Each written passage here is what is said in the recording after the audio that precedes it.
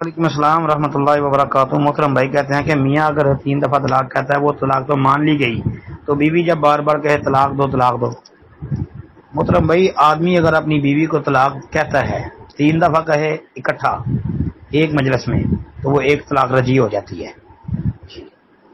باقی رہ گئی بات بیوی کی، بیوی بار بار کہتی ہے مجھے طلاق دو طلاق دو، وہ 1 دفعہ کہے 1,00,000 دفعہ کہے 1,00,00,000 دفعہ کہے یا 1 ارب یا 1 خرب مرتبہ بھی کہے، تو اس کے کہنے سے طلاق نہیں ہو جاتی، نہ اس کے مطالبہ کرنے سے طلاق ہو جاتی ہے۔